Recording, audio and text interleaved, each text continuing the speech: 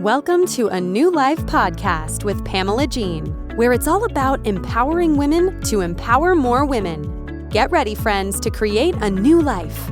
And here is your host, Pamela Jean.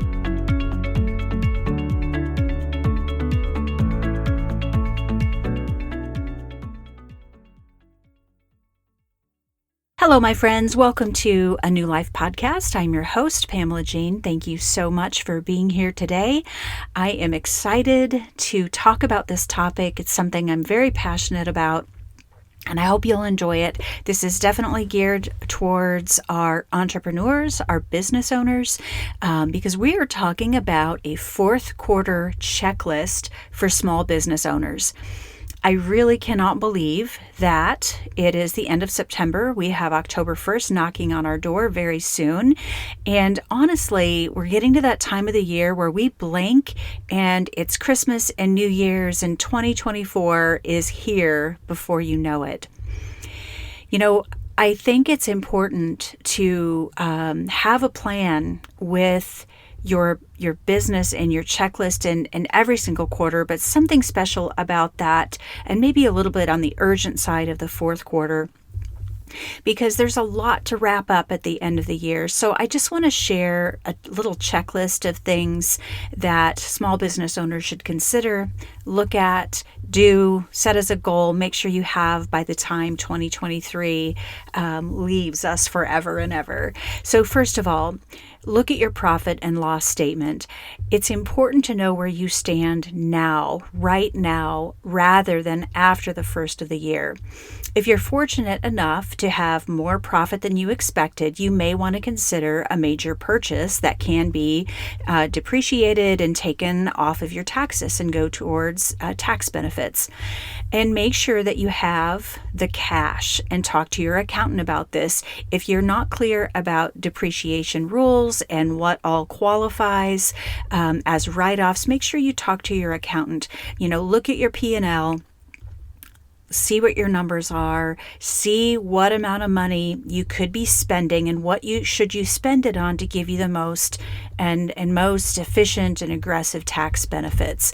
The tax laws and codes change all the time. Don't rely on yourself for that. Truly consult a professional. Talk to your accountant and figure out what's your best plan of attack. Now, honestly, you should be looking at your P&L every month. I hope you didn't wait until fourth quarter to look at your P&L. You should be doing that monthly, but take a really, really deep dive look into it before you call your accountant and say, you know, look, how much money should I spend? What would be the best type of investment?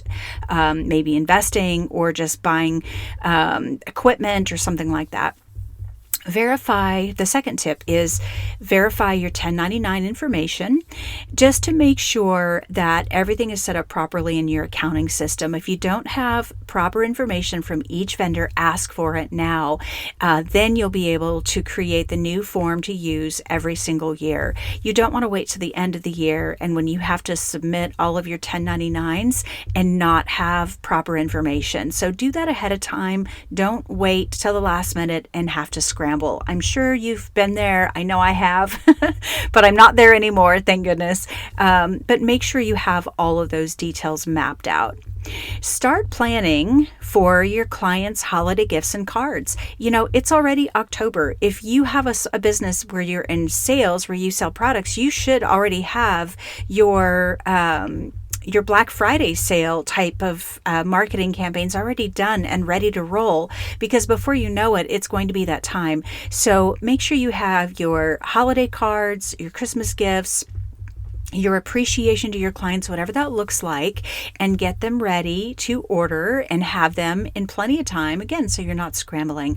If you're catching a theme here, I'm a planner, and I think you know that if you're not a planner, your business will be so much more smooth if you become a little bit of a planner, be in front of the 8 ball instead of behind. The next thing, number 4, is to create budgets for the new year. Start budgeting now for the new year. It's better to be ahead of the game instead of trying to catch up after the new year to figure out what your budget is going to be for 2024. And I want you to take some time to write out all of your accomplishments for this year, to share with your staff, to share with your board members. They'll appreciate knowing all of the accomplishments that they were a part of for this year so far. Double check your 2023 goals. Are you close? Are you close to those sales goals? Are you close to the productivity goals? Do you need to buckle down and meet and set some new goals, or buckle down to be able to reach the 2023 goals? Now's the time to assess so you can finish strong. Sharing this information with the people in your business that has helped you get to where you are, to get those numbers to be what they are, is really, really important. It feels empowering to your employees, to your staff, to the people that you work with. It empowers them. It helps them feel like a part of something. And that's really, really important for them to feel like they matter, that they're an important part of your business. Now is also a good time to clean up your email list. Are there people on your list who have never responded or opened an email all year long? Now might be the time to clean it up, purge that list, get rid of the inactive users, and start the next year with a clean, solid, strong, well-detailed and scrubbed email list. I know if you've ever had someone unsubscribe to your email, it happens, friends, but don't look at it as a bad thing. Look at it as a favor, honestly, because if you're taking people out of your email list that simply are inactive, they probably aren't interested in what your products are, your services are, that is really okay. It's good to have, I would rather you have a really, really solid smaller list than to have a big list with a lot of inactivity. So take some time to clean up your email list. It's also a good time of the year to start unsubscribing to emails that you receive that really are time suckers for you. You know, if you've ever, ordered something from Etsy, for instance, not knocking on Etsy by any means, but if you ever order something from them, sometimes you get stuck on an email list where you're constantly getting emails from them. Remove those distractions from your email. And honestly, my preference for you would to have a personal email and a business email. Keep those things separate so you're really, really allotting your time properly and allows better focus. Perform a website audit. Let's be honest. How often do you look at your website and audit your website? Check all the links, all the autoresponders on your website to make sure they're still working. Double check pages for expired offers or promos, and delete any pages that are no longer relevant, or simply update your website. I know as an entrepreneur, a solopreneur, a small business owner, it can be hard to keep all of the plates spinning. I get it, but your website is so very important.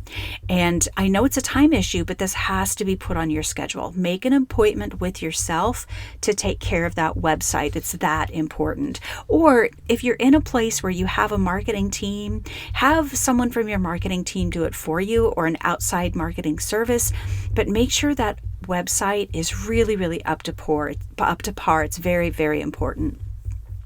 The next thing you might want to consider doing is to record your year-end mileage.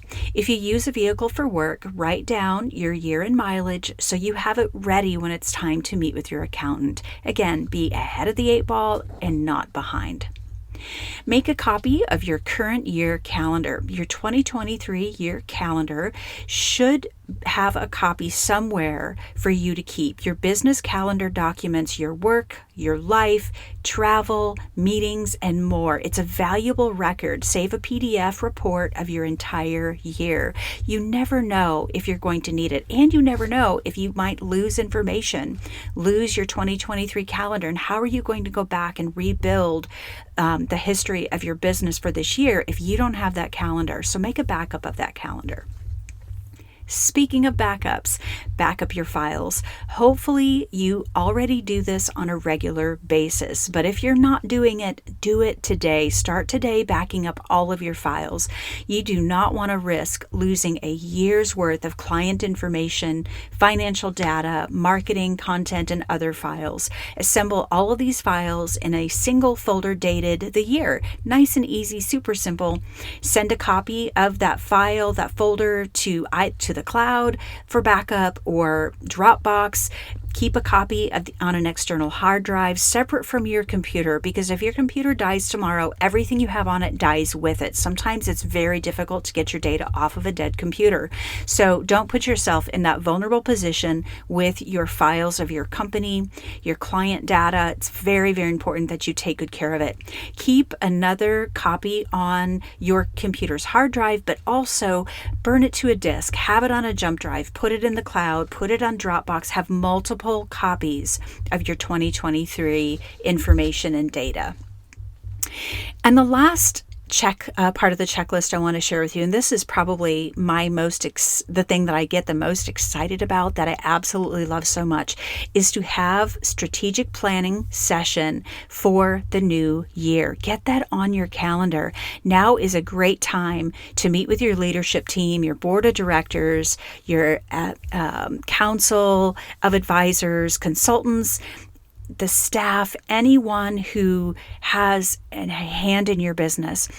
Get everyone together and start planning for the future of your company. Get feedback from your trusted advisors. Even customers would be a great source to help shape the future of your business.